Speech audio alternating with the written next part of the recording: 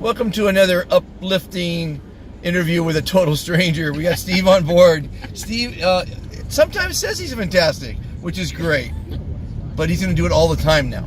In 800 feet, merge onto US 101 South. So basically, you work helping contractors become more legitimate? No, not legitimate. Well, what we do is it's called Trades United, or TURF is the acronym. Trades United, Reclaiming the Future, and that's for contractors. And what we do are stuff like compliance for your for like a lot of them are sole proprietors, which we put them into an S corp or a multi-member LLC to protect their personal assets. Okay.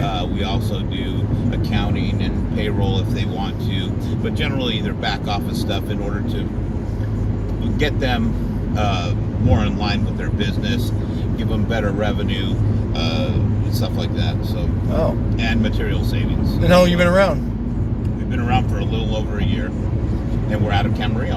And who came up with that idea?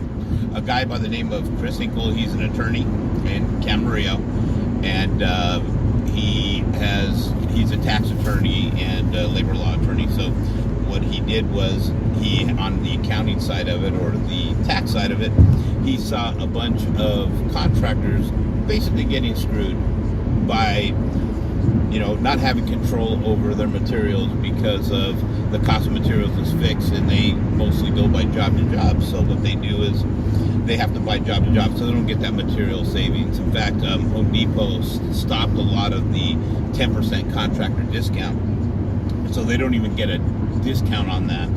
So what we do is we buy in bulk for them. We have warehousing, and so we will save them money on their materials as well. Plus, by taking them out of the sole proprietor and putting them into a corporation, we put them in a better tax bracket, so they save more money on taxes, pay less on taxes. And Chris, being an attorney, also is writing legislation for contractors. One of which is a $2,000 refundable credit on the tax return. Very good. So how many members have you signed up? Over 60. We just started, so a little over 60, but we're aligning manufacturers right now for our contractors.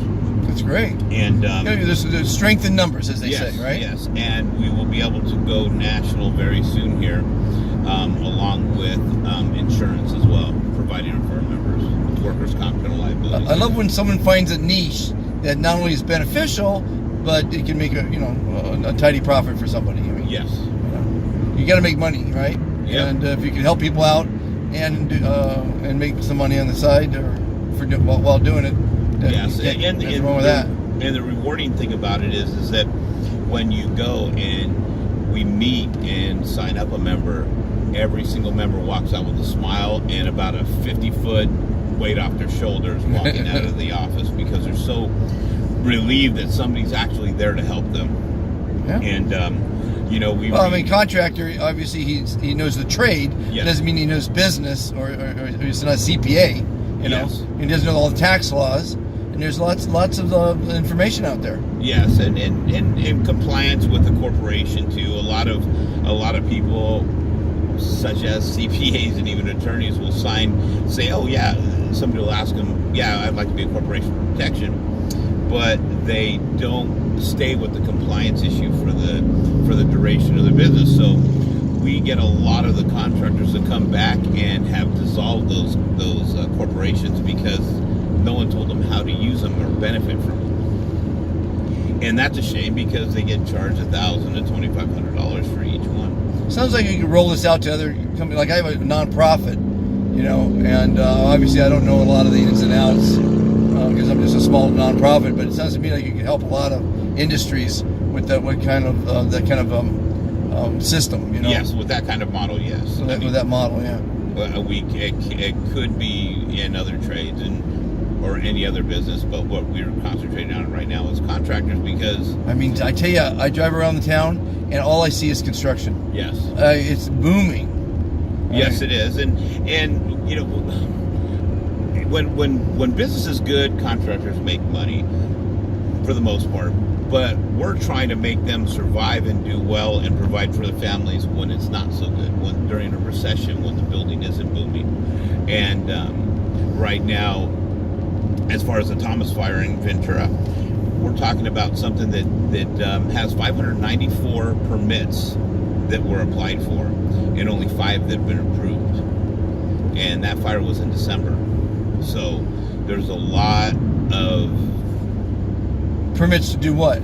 Permits to rebuild the properties that were burned down. Oh, from the burned properties. I see what you're saying. Okay. Yes.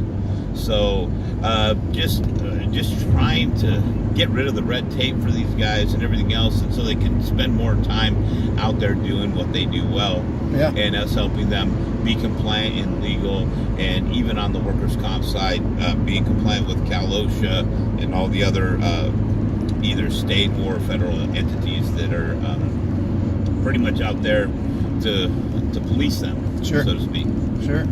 Well, that sounds like you're doing great. What's this website? Trades United. It's www.tradesunited.com. Trades plural united.com. Yes. Well, I applaud you. Thank you. That's good stuff.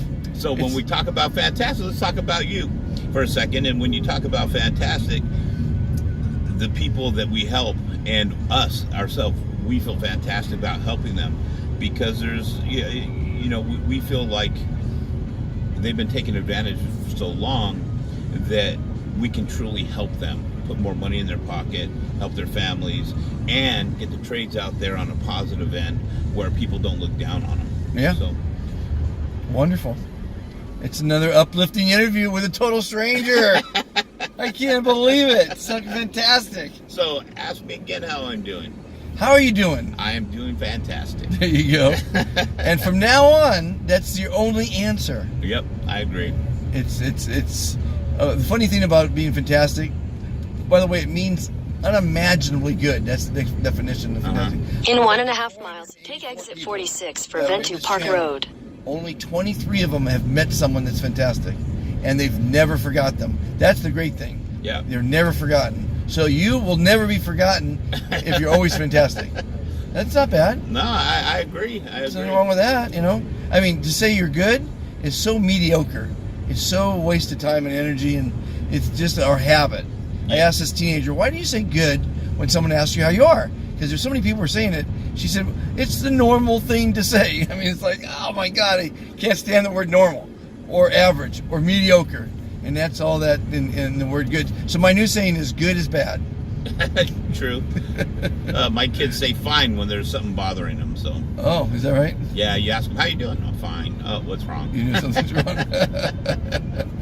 Well, get them to say fantastic, and those endorphins will go a long way. Well, good. That sounds like a plan. Thanks for participating, my friend. You're welcome. And good luck with the new car. Thank you. What are you going to buy? I'm not sure yet. Not sure yet. When you're blind.